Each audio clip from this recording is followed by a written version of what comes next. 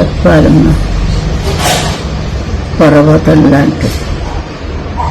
ఇద్దరు 2 పర్వతాలు ఉండేవి మెడ్రాస్లో. ఫీల్డ్ని అంతా గడగడలాడించింది ఇద్దరిని. ఎందుకో ఆవిడ్ని దెబ్బ మీద దెబ్బ కొట్టి ఆవిడ్ని కూడా తీసుకెళ్ళిపోయాడు దేవుడు. దాంతో ఒక ఫీల్డే లేదు, మ్యూజికే లేదు. ఎన్ని రకాలు పాడుతుందో ఆ పిల్ల ఎవ్వరూ ఊహించలేదు. అందుకే ఆ అమ్మాయికి నా అవార్డు అని ఇచ్చానంటే నాకంటా గొప్పదని తెలియాలని ఆ రోజు ఆవిడకే ఫస్ట్ అవార్డు ఇచ్చాను. అదొక్కటే జీవితంలో నేను చేసిన మంచి పని.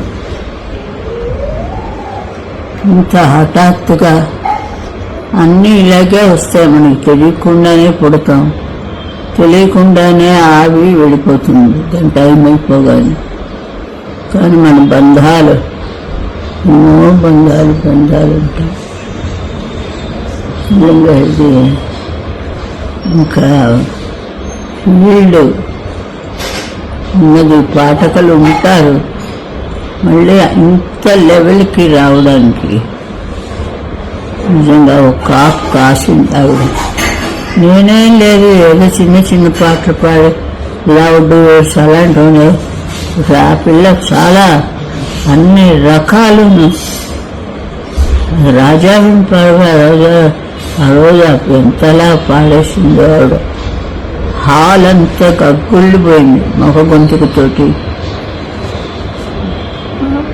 నేను కూడా వినలేదు ఎప్పుడు మొగ గొంతుగా. ఏదో ముసలి పాట, చిన్న పాట, చిన్న సరదాయినవన్నీ పాడేది. ఒక సభని తీసుకువెళ్ళాలంటే ఆవిడ వల్లే అవుతుంది. ఆడియన్స్ని ఎలా ఆకట్టుకోవాలో ఆవిడకి తెలుసు. ముందు ఉత్సాహం వేరు, ఉత్సాహ విగ్రహం నేను పక్కనే. అంతే. అలాంటిది జానకి ఏ రోజు నా సిస్టరు లేదంటే ఏం చెయ్యాలి, ఏడుపులోంచి కళ్ళ నీళ్ళు కూడా రావటం లేదు. అసలు ఏం చెయ్యాలని కూడా ఏం తెలియటలేదు. అంత ఆవిడకి దేవుడు సరస్వతీదేవి పిలిచి ఉంటుంది అనుకుంటాను ఆవిడ్ని. ఇక్కడ కచేరీ పాడాలి నువ్వు వచ్చేసి అని చెప్పి తీసుకుపోయింది.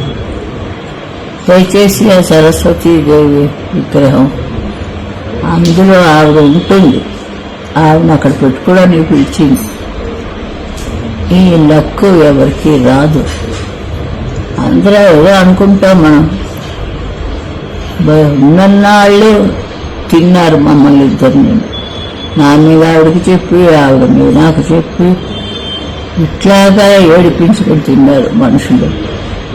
ఇప్పుడు వాళ్ళందరికీ చల్లగా ఉంటాయి ఆ కాళ్ళు. ఏం సాధించాం? పుట్టించినందుకు ఏదైనా సాధించాలి. ఆవిడ అన్నీ సాధించింది. సాధించడానికి ఏమీ లేదు.